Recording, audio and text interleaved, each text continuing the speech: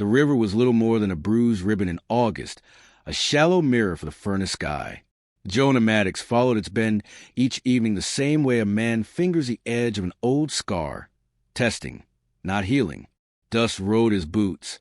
Sun peeled the brim of his hat, and every step reminded Bone of years carried through cannon smoke and bad seasons. Past the last willow he stopped, habit more than intention. Wind crumbled the silence in slow breaths. River stones pressed through his worn soles, a dull ache that proved the foot still there. He knelt, dipped one hand, watched brown water warp knuckles etched by shrapnel. Usually he stayed until darkness filled the hollow in his chest. That night a flicker of color shifted downstream, too bright to be driftwood. She knelt ankle-deep on a gravel bar. Young, slight, hair the black of wet obsidian, tangled by journey. Her dress hung in tatters past the knee, clay dust-stitched to every seam. Hands cupped water, lifted, released, again, ritual more than washing. Jonah flattened against Willow's shadow, breath held, though wind carried his scent across the bend. She did not startle. She simply tilted her head, as though acknowledging the river's other ghost. When she turned, light slid over her cheekbones, painting them copper. Eyes caught his, dark, steady, unasking. A slim scar sliced from brow to temple, half faded like a forgotten track. No word bridged the distance. Only pulse thickened, drummed in his ears louder than war drums buried in memory. He thought of calling out, warning she stood on private land. But the idea withered. Land felt less his than the ache in his shoulder. Instead he watched as she rose, water trailing from her fingertips like shards of glass. Bare feet found dry sand. She gathered her torn hem against shrinking light and walked, not toward him nor away, but along the bank until willows swallowed her. He lingered, tasting dust and a feeling he could not name. Small, sharp, lodged below the ribs. Night folded over the bend. Coyotes coaxed the moon. At home, the house creaked its loneliness, boards moaning for absent laughter. He cleared the single plate from the table, set back untouched. Morning etched the hills in pink chalk. Chores dragged. Pump groaned. Fence wire sagged. Cattle bawled for pasture long turned to thorn. He caught himself glancing south, toward water, hissed at the foolish spark that rose each time lilac haze softened the cottonwoods. Noon scorched ambition. He shut the barn door, shoulder wound throbbing under sweat-stuck shirt. At dusk, drawn by magnet unseen, he rode to the river again. The air smelled of sage and sunburnt clay. Footprints dotted the gravel bar, small, narrow, fresh. Near them lay a twist of willow bark bound with grass. He unwrapped it. Inside, 2 leaves of yarrow, a tuft of purple verbena, and a thin strip of rawhide stained with something darker than earth. Dry blood? No note, no marking. A gift or warning. That night fever in his shoulder flared. He crushed the yarrow, packed it against the wound, tied with the rawhide. Verbena he set on the windowsill. Its scent pushed stale air aside until sleep came uneasily. Days traced his pattern. Chores, silence, river, sunset. Twice he found new bundles, wild mint one evening, brittle sage the next. The mint he steeped, the sage he burned, and each used dull pain a fraction more than laudanum ever did. He left nothing in return, did not know how. A week passed before he saw her again. A storm had brushed the mesas. The river rose enough to murmur. She stood calf-deep this time, faced the current, braid unraveled across one shoulder. From willow shade, he watched her raise both hands, palms up, letting water thread between fingers. It looked like surrender, though posture held no defeat. She turned, meeting his watchful place without surprise. A long breath stretched between banks. Then she walked to the shore, gathered a smooth pebble, and, with a quiet grace, placed it on a flat stone midway between them before slipping into willows. When he stepped forward, pebble still warm from her palm, he saw a single line carved with something sharp, a shallow arch, half of a bridge. He set the stone on his porch rail, staring at it while the night wind worried the eaves. The house felt changed, as if someone had opened a window he'd forgotten how to unlatch. He slept sitting upright in the rocker, dreamless. Next evening, he carried an old horseshoe to the river. Rust flaked as he walked. He set on the same flat stone, arched downward, completing her bridge. No one appeared, yet he sensed her, like distant thunder you feel in sternum before ears catch the roll. Later, as dusk bled violet, she emerged. She studied the horseshoe, traced its curve. Eyes flicked to his acknowledgement, quiet as meadowlark feet. She untied a leather cord from her wrist, placed it beside iron. A small blue bead threaded its center. Then she was gone. The bead found home around his neck, hidden beneath frayed collar. He did not name the gesture, would not risk restricting it with meaning, but he felt it pulse against scarred tissue each time heart thumped. Autumn settled without ceremony. Frost rimmed weeds at dawn. Sunflowers bowed to seed. He mended roof shingles one chill afternoon when movement along fence line caught sight.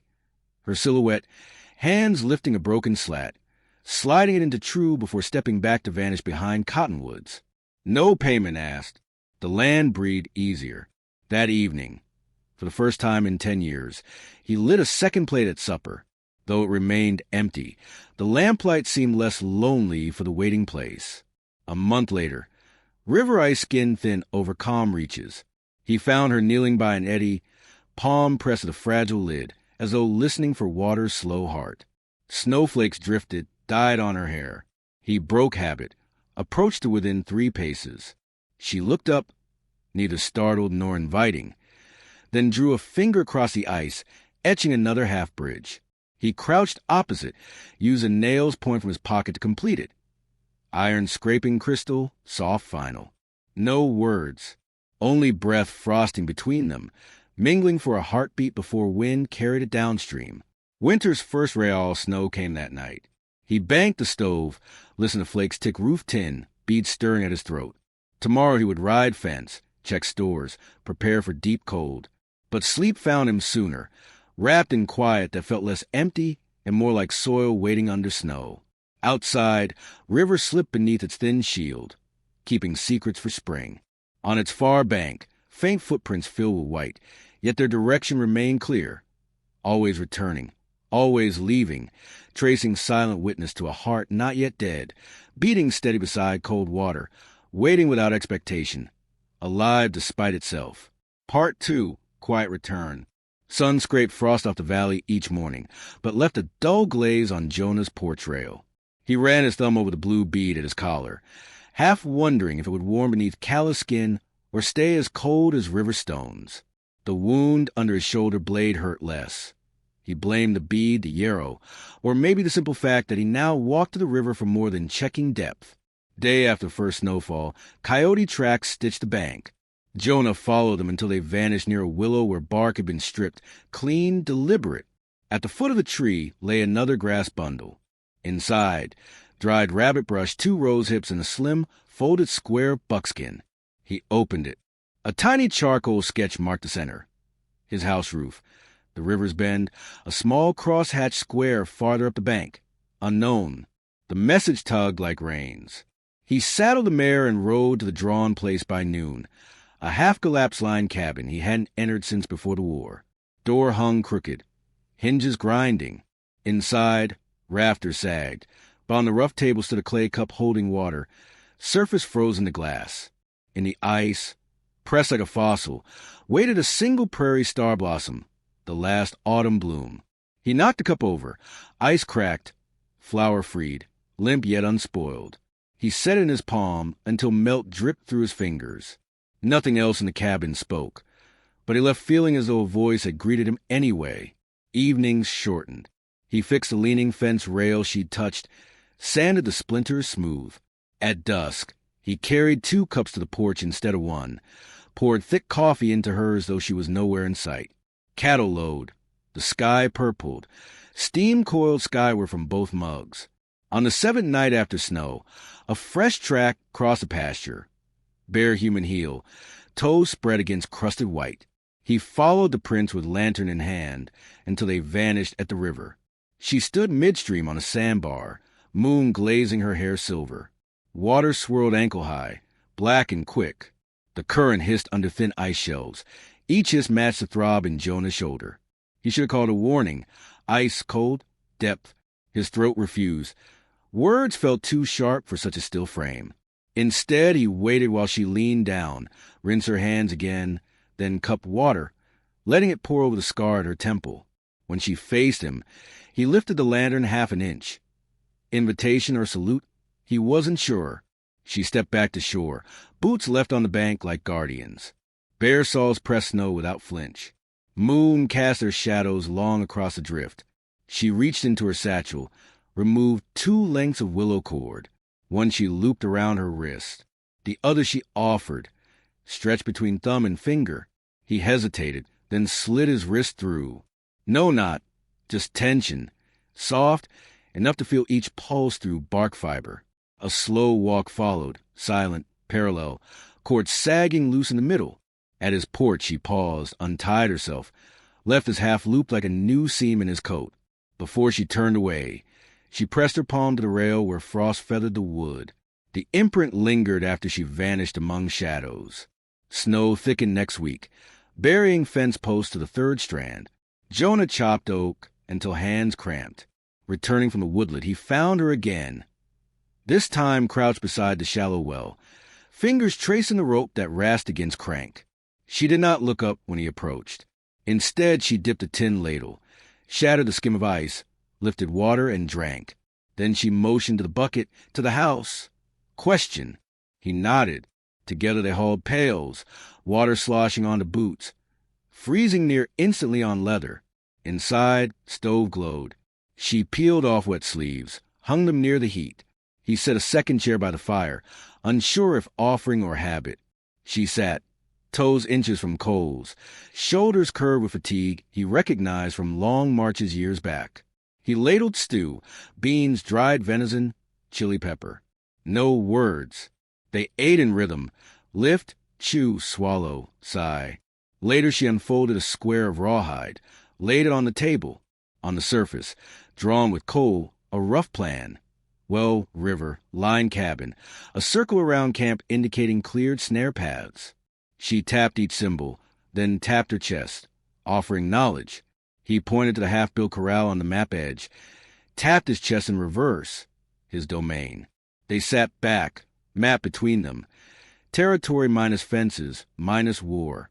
She rose. Fetched the fiddle Jonah hadn't touched since enlistment, a cheap frontier model warped by attic summers. She tightened one string with steady twist. Peg groaned but held. Bow hair snapped where moss had chewed, yet she drew it once across. Note cracked like dry pine, settled to a low hum. She played the river's hiss, the wind's hush, the memory of hoofbeats echoing away. He listened, hands open on his knees, shoulders easing under invisible weight. Song ended. Fire pop resin. She set fiddle down, faced the door.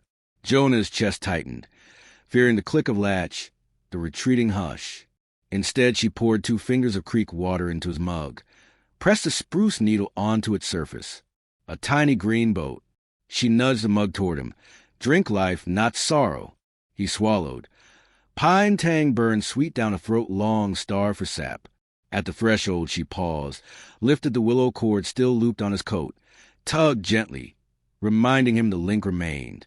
Then she stepped into dark, feet silent on crusted snow, river somewhere under ice whispering gratitude or warning. He couldn't tell. He shut the door, leaned back, felt the beat against his chest pulse once, twice, settling in time with the clock he'd stopped winding years ago.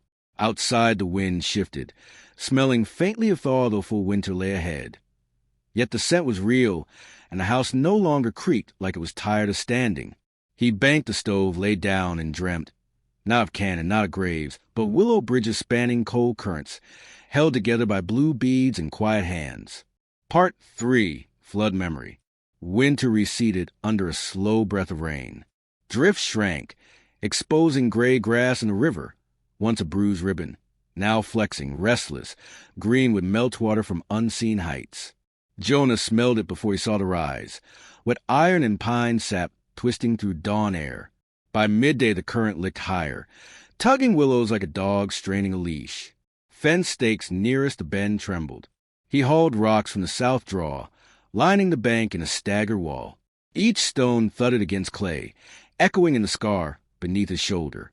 Aloe came near sundown, boots squelching, braid dark with drizzle. She paused, surveyed the swollen channel, then the haphazard barrier. No judgment in her gaze, only measurement. She pressed one palm to the highest rock, wobble. Then she set her satchel down and walked upriver, eyes tracing eddies. Night dragged clouds low. He worked by lantern glow. She returned with willow stakes and woven mats of rush she must have cut days before. She drove stakes with a river-smooth log, rhythm clean, shoulders flashy in lamplight. Mats unfurled against the stones, catching silt in their weave. Water slapped but held. Rain thickened. They retreated to the porch, mud on boots, steam curling from their coats. Inside, fire snapped. He ladled coffee gone thin. She added a twist of dried mint. Steam rose between them, smelling of thawed soil. No talk, but their breaths synced, the hush of two animals conserving heat. At first light, river hammered louder. Ice floes, white teeth, spun in bends, gnawed at their wall.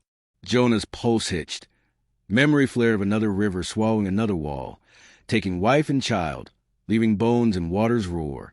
His hands fell open, hammer sliding into mud. Aloe stepped in front of him, shielding his view like eclipse. She lifted the willow cord still looped at his wrist, tugged once. Soft tether. Her eyes held the calm of stone underwater, unhurried, unafraid. She turned, lifted a shovel, and began cutting a spilled trench away from the cabin, giving the river somewhere else to spend its fury. Jonah followed, shoulders shaking but steadying with each scoop. Dirt piled, channel deepened. Water found the cut, hissed through, pressure easing against a rock and rush wall. By dusk, flood peaked past, leaving foam necklaces on willow roots, bank intact. They stood ankle-deep in churned earth, sleeves soaked, faces streaked. Rain stopped. The river dropped a whisper, exhausted. Jonah's chest loosened, grief coughing out like smoke through a cracked flue. Back at the house, he built a fire of sagebrush that snapped bright sparks. Aloe set a pan of water above the flame, added juniper berries, pine needles, a shard of honeycomb from some forage hive. Steam climbed, balsam sweet, filling rafters long tainted by dust. She lifted the cup to his lips. He drank, heat rolling into hollows untended for a decade. In gratitude, he reached the fiddle. String slack, bow hair still patchy, tightened one peg, then another, until pitch found shape. He drew a single note, low, unsteady, carrying both flood and calm. Aloe closed her eyes, bowed her head, accepted the sound as sufficient. Later, seated on opposite ends of the hearth, they dried their boots. Between them lay the willow cord, coil resting like a sleeping snake. She picked it up, tied a new knot in its center, pulled gently until the loop shaped itself into an unbroken circle. She set it on the mantel, beneath the cracked mirror, a crown for the house. Night outside lay starless. Inside, silence glowed. Jonah felt the blue bead pulse against his chest, warm this time, as if river stones remembered sunlight. He banked the fire, turned once toward her.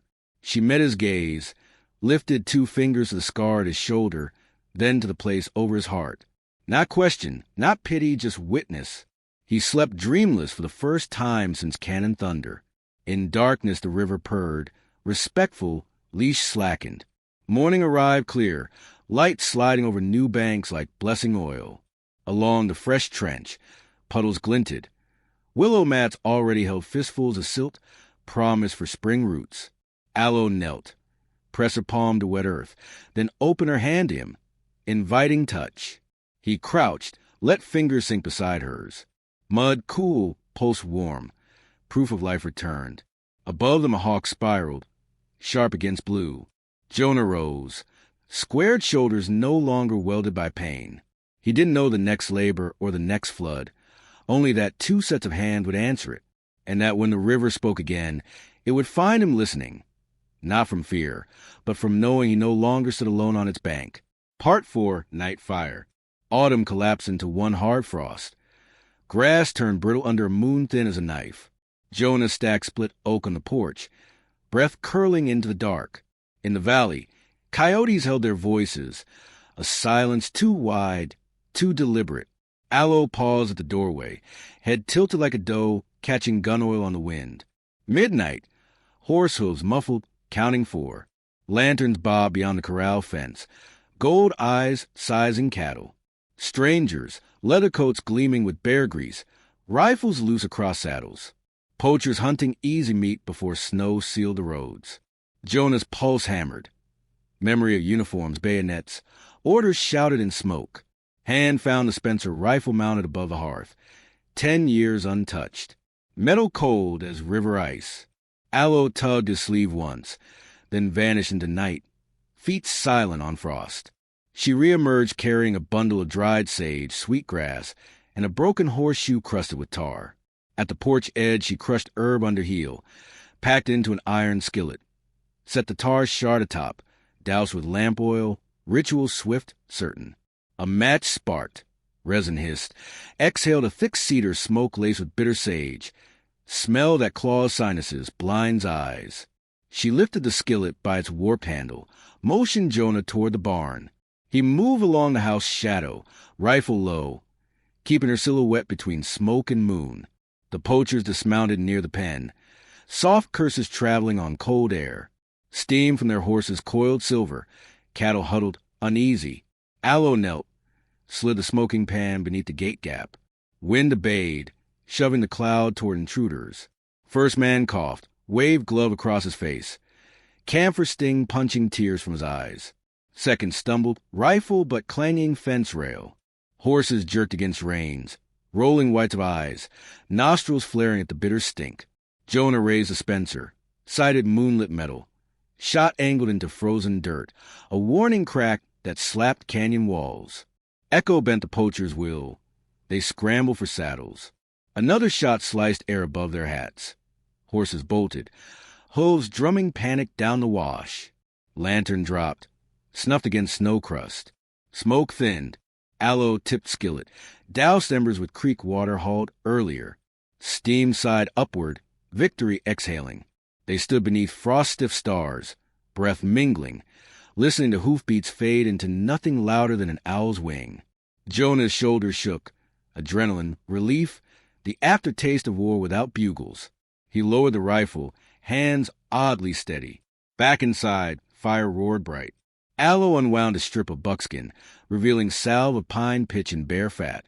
She smeared it across the bruise blooming on his shoulder, where recoil had bitten old scar. Touch cool, scent of distant forests, a kindness sharper than morphine. He closed eyes, let silence settle, deeper than fear could reach.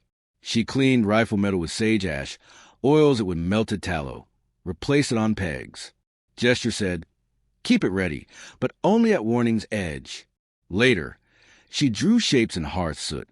For bent lines, hoof marks, pointing away from a crude rectangle house, single spiral above, smoke, a half circle beside, rising sun. Meaning clear, danger routed, morning sure to follow. He traced over the rectangle, added 2 small circles seated inside, one dark, one open. Her lips curved at the edges, almost smile. Ash flaked, carried upward with chimney draft. Dawn bled pale rose. In the pen, cattle chewed calmly, no sign of night terror except churned snow and a dropped cartridge glinting brass among hoofprints. Jonah pocketed the shell, weight tiny yet real, a reminder that he could stand guard and still wake with spirit unshattered. Aloe knelt by the garden row now black with frost, pressed fingers to soil. Where a palm lifted, he saw new shoots, winter rye poking through, stubborn, green against white. He looked to her, she to him. No words, only the shared surety that life, once invited, defends itself. From River Bend, morning mist rose, carrying scent of thaw even as icicles clung to porch eaves.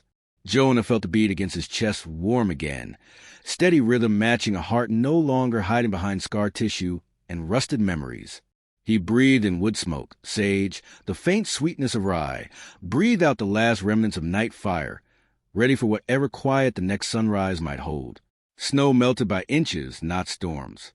The river, once a bruised vein, later a roaring bruise, ran clear jade, whispering instead of shouting. Jonah knelt at its edge, palm cupping water without flinch. Cold climbed his wrist, but no tremor followed. Behind him the house rested easy, smoke curling from a chimney newly straightened. Aloe sat on a sun-warmed boulder, weaving willow strands into a small net. Her braid, loosed by south wind, feathered her cheek.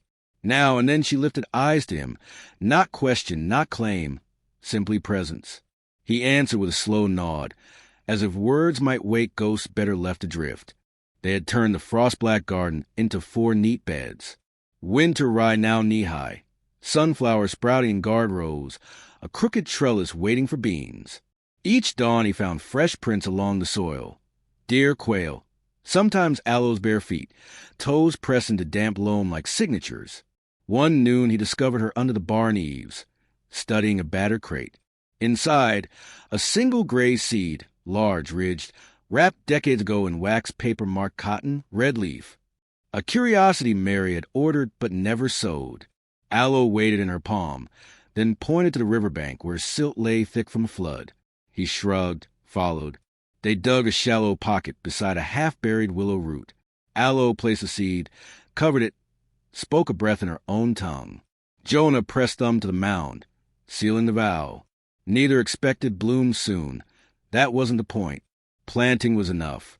Evenings stretched pastel, geese tracing high routes north. Jonah repaired the porch swing. Iron chain scrubbed, plank sanded. Aloe tested it with cautious push, then let momentum rock her. Boards creaked lullaby while he sharpened tools nearby. Comfort in shared dusk. One violet sunset she rose from the swing, stepped into the yard barefoot. Dust only a memory, grass cool beneath soles. Without music she danced again, but slower, arms low, movement shaped by wind, not grief. Jonah watched from the steps, hat in his lap, shoulders loose. She paused, extended a hand toward him. Open, palm up. His heart stalled, then steadied. He stood, crossed you, touched ground, placed scarred fingers over hers. No whirl, no waltz. They simply shifted weight together, left to right, saws sanding soil into softness. Crickets took the rhythm, river added hush, and the sky pulled night's first stars into view just to light the scene. When they stopped, breaths mingled. Aloe pressed her palm to his chest, above the blue bead warmed by months of quiet courage. She tapped once, then placed her own beadless wrist against the heartbeat she'd found. Jonah covered her hand with both of his, steady as river stones. Later, inside the lamplight, she pulled chalk and bark. One word bloomed in white grain. Stay. Below it she drew 2 small parallel lines, paths running side by side into blank space. Jonah lifted the stub. Beneath her line sketched a simple circle, then filled it dark and pressed it in its heart. Here, they left the bark on the mantel, letting shadows flicker across the promise. Summer's first thunderhead built on the far ridge. Aloe collected blankets from the line. Jonah latched the shutters. Rain hammered tin, but nothing creaked like fear. Flood trench held, walls breathed easy. He brewed coffee thick as river mud. She slipped mint into the pot. Steam rose, blurring the window until all that remained inside was warmth, and outside only the hush of water blessing thirsty earth. When storm broke, moonlight spilled silver on the cottonseed's patch. A green hook poked through silt impossibly early. Jonah knelt, traced its curve, felt life pushing despite odds. Despite war wound winter. Aloe pressed her palm beside his, and together they widened the circle of soil around the sprout, giving roots room to wander. Behind them the house listened, boards no longer tired of standing. Somewhere in its rafters a fiddle waited, strings tuned, bow mended, music for another evening when silence wished to sing. And if this quiet harvest of heart stirred something in yours, tap subscribe, leave a like, and tell us in the comments which moment, the willow flood wall, the night fire defense, or the first slow dance on spring grass, reached you most. Your words keep these rivers flowing with new stories.